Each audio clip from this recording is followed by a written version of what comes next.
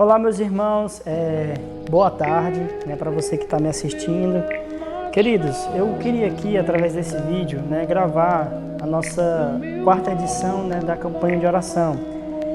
Eu estou regravando esse vídeo porque, como eu expliquei até lá no grupo da igreja, infelizmente a gente tentou gravar mais cedo, mas eu acabei apagando, não deu certo. E eu conversando com ele falou, cara, grava lá pra gente dar continuidade. Eu, não, pois tá bom, eu vou tentar gravar. E eis-me aqui, tentando gravar. E queridos, eu vou trazer aqui essa reflexão pra gente, para nos edificar, e a gente dar continuidade. Mas antes de eu trazer a reflexão, eu queria ter um tempo de oração, amém? Então você que está me assistindo, que você possa curvar sua cabeça nesse momento e a gente possa ter esse tempo de oração.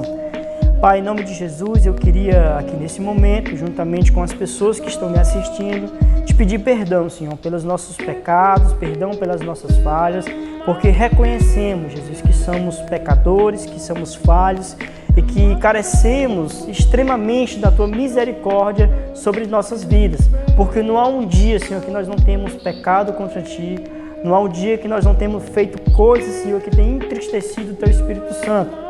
Mas nós cremos, Senhor, que em Ti, de glória em glória, o Senhor vai mudar nossas atitudes, o nosso caráter, a nossa maneira de viver. E nós pedimos que o Espírito Santo, aquele que nos convence do pecado, possa nos ajudar a vencer, Senhor, a nossa natureza caída, a nossa natureza pecaminosa.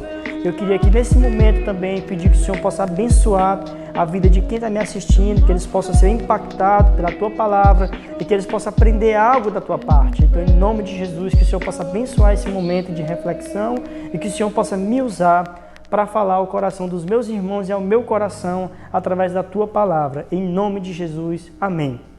Irmãos, eu queria hoje trazer uma pequena reflexão do texto de uma das cartas de Paulo, a qual de ontem para hoje eu tenho meditado nesse texto, porque como eu já sabia que eu ia trazer a reflexão, então eu tinha que estudar algo, tinha que pensar em algo para refletir. E a palavra que o Senhor me deu, irmãos, nesse dia, já aproveitando esse gancho desse feriado de hoje, onde a gente comemora a Páscoa, e fala muito sobre ressurreição, sobre Cristo tendo ressuscitado. Então eu queria ler um texto de Paulo, onde Paulo ele fala um pouco sobre isso, que é o texto de Tessalonicenses, capítulo 4, do verso 13 ao verso 18. Eu vou ler logo o texto para a gente não me delongar muito, não ficar cansativo. E o texto fala assim: Irmãos, não queremos que vocês ignorem a verdade a respeito dos que dormem, para que não fiquem tristes a respeito dos que dormem, para que não fiquem tristes como os demais que não têm esperança. Pois se cremos que Jesus morreu e ressuscitou, assim também Deus, mediante Jesus, trará na companhia deles que dormem. E pela palavra do Senhor, ainda lhes declaramos o seguinte: nós, os vivos, que ficarmos até a vinda do Senhor, de modo nenhum predeceremos os que dormem, porque o Senhor mesmo da sua palavra de ordem, ouvida a voz do arcanjo e ressoado a trombeta de Deus, descerá dos céus e os mortos em Cristo ressuscitarão primeiro. Depois nós, os vivos, os que ficamos, seremos arrebatados juntamente com eles, entre nuvens, para encontrarmos com o Senhor nos ares, e assim estaremos para sempre com o Senhor. Portanto, consolem uns aos outros com estas palavras. Irmãos, eu analisando esse texto, a primeira coisa que eu fiz foi procurar o motivo de que Paulo tinha falado isso. E os dois motivos que eu encontrei porque Paulo falou isso para a igreja de Tessalonicenses. Primeiro, Paulo falou isso porque a igreja de Tessalônicas ele tinha entendido a questão da morte muito errada. Eles acreditavam que andar com Jesus, pelos fatos de ele estar com Jesus, eles não iam morrer, que eles iam viver até Jesus voltar. Então, a morte não ia existir para eles. E de fato, Paulo ele usa até uma analogia interessante. Ele não fala literalmente que o cristão que morre em Cristo ele está morrendo, mas ele está dormindo, esperando que o Senhor volte. O outro motivo que Paulo falou né, para a igreja de Tessalonicenses, isso daqui, é porque, de acordo com a cultura grego-romana, eles acreditavam que quando uma pessoa morria, ali ia todas as esperanças junto. Que não há vida após a morte, que morreu, acabou. É ali e pronto. Então Paulo, ele rebate esses dois pensamentos com essa palavra. De que nós não sejamos ignorantes acerca daqueles que dormem, nem aqueles que estão mortos. Mas que a gente com o coração cheio de esperança, de que quando o Senhor vir, Ele vai nos ressuscitar para estar junto com Ele. E diante dessa pandemia, em que muitas pessoas, irmão, têm perdido familiares, têm perdido entes queridos, amigos, conhecidos, e têm sofrido a dor do luto. Essa palavra, ela se encaixa perfeitamente, porque ela nos dá a certeza, irmãos, de que há vida após a morte. E que se nós morrermos, não é o fim. E eu não estou falando isso daqui, meu querido e minha querida, para dizer que nós não podemos sofrer a dor do luto. Por que não? Porque é inevitável. A gente perder uma pessoa que nós amamos, a gente vai sofrer a dor da perda. Mas o que nós não podemos, irmão, é deixar de viver a nossa vida, deixar de confiar em Cristo, porque nós perdemos alguém. Porque de fato nós não perdemos. Porque se a pessoa morreu em Cristo Jesus, como Paulo afirma aqui, ela vai ser ressuscitada. E se nós, quando Jesus voltar, estivermos vivos, como Paulo fala, nós vamos ser arrebatados para estar junto com o Senhor, junto com nossos amigos, com nossos familiares, que nós perdemos.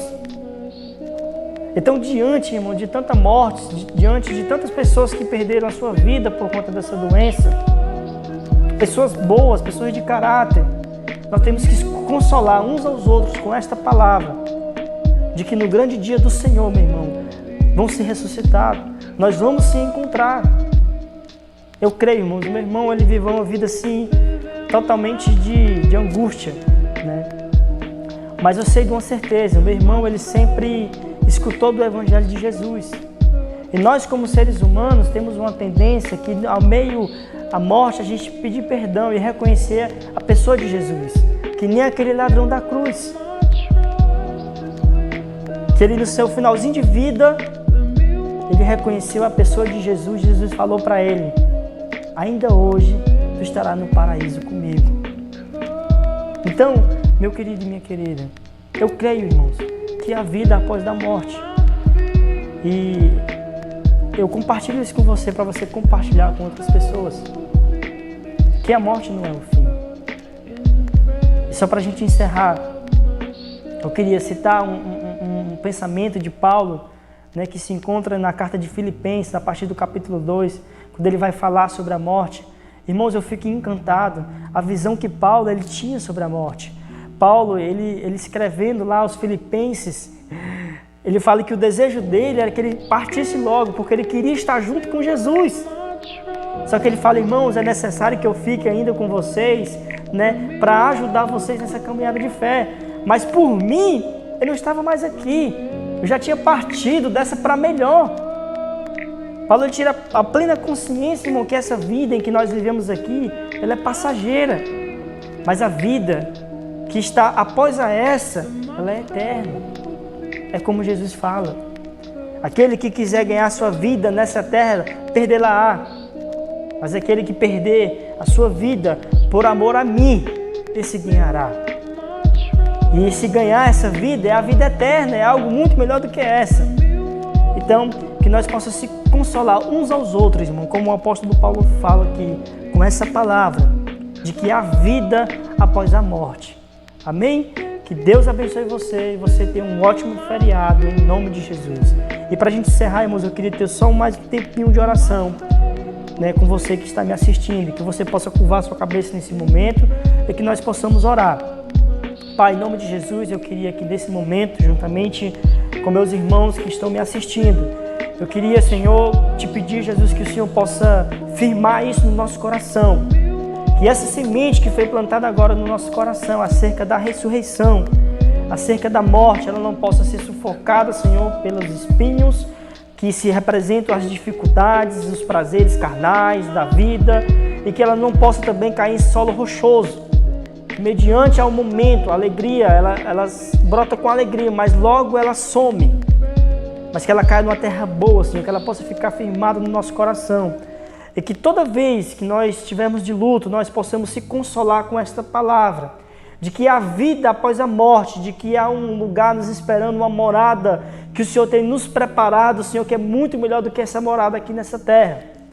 E eu peço também, Jesus, que Tu possa visitar todo ser humano que tem passado a dor do luto nesses dias de tantas perdas em que nós estamos vivendo e presenciando. Pessoas perdendo as suas vidas, né, por conta dessa doença, Senhor, do coronavírus. Então eu oro para que o Senhor possa visitar cada lar que está em luto e que o Senhor possa trazer conforto, que o Teu Espírito Santo possa confortar o coração de cada ser humano que está em luto, pelo familiar, pelo ente querido, pela alguma pessoa que ama, mas que o Senhor possa trazer conforto, porque também nós sabemos, Senhor, que a única pessoa, o único ser que pode nos ajudar a superar a dor do luto é o Espírito Santo, aquele que nos convence da Tua pessoa, aquele que nos convence do pecado e da nossa natureza pecaminosa. Então abençoa, Pai, a cada um dos meus irmãos e nos dá um dia abençoado, um feriado abençoado na Tua presença, repreendendo toda a opressão maligna e tudo aquilo que o inimigo possa tentar fazer contra a vida de cada um dos meus irmãos e contra a minha vida. E abençoa a casa de cada um, Pai, em nome de Jesus. Amém.